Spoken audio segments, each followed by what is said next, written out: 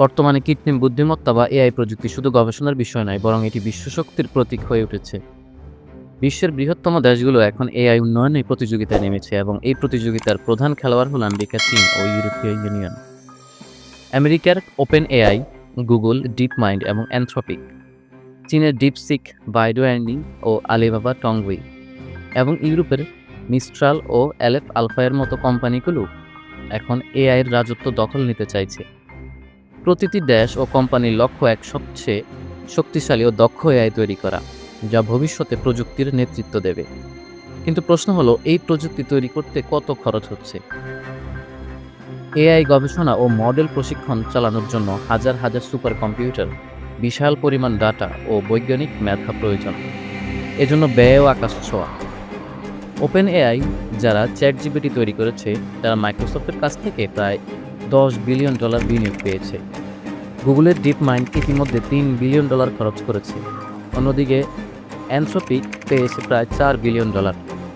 চীনের ডিপসিকের বাজেট গোপনীয় হলে অনুমান করা যায় $5 থেকে $7 বিলিয়ন বেশি হতে পারে।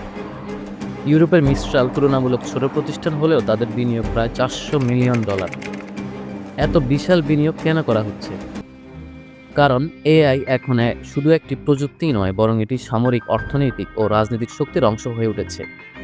আমেরিকা, যারা বর্তমানে এআই লিডার, তারা চায় বিশ্বের সবচেয়ে উন্নত এআই তৈরি করে এই খাতের নিয়ন্ত্রণ নিজেদের হাতে রাখতে। কিন্তু চীনও পিছিয়ে নেই।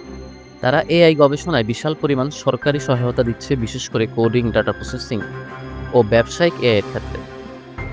ইউরোপীয় ইউনিয়নও তাদের নিজস্ব এআই তৈরি করেছে, তবে তারা প্রাইভেসি, সুরক্ষা ও নৈতিকতা দিয়ে বেশি গুরুত্ব দিচ্ছে, যা তাদের অগ্রগতিকে কিছুটা ধীর করেছে।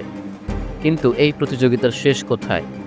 ভবিষ্যতে এআই কেবল চ্যাটেবল বা সার্চ ইঞ্জিনের জন্য থাকবে না, বরং এটি স্বাস্থ্যসেবা, মহাকাশ গবেষণা, সক্রিয় গাড়ি, নিরাপত্তা ব্যবস্থা, এমনকি যুদ্ধক্ষেত্রেও ব্যবহৃত হবে।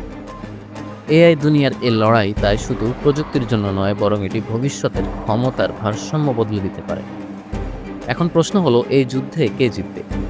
আমেরিকা কি তাদের আধিপত্য ধরে রাখতে পারবে, নাকি চীন নতুন বিশ্বনেতা হয়ে উঠবে, নাকি ইউরোপ এমন কিছু করবে যা সবাইকে চমকে দেবে? আপনি কি ভাবেন? কমেন্টে জানান। আর এরকম আরও মজার ও তথ্যবহুল ভিডিও পেতে ফ্লেভার ফিউশন চ্যানেলটি সাবস্ক্রাইব করুন।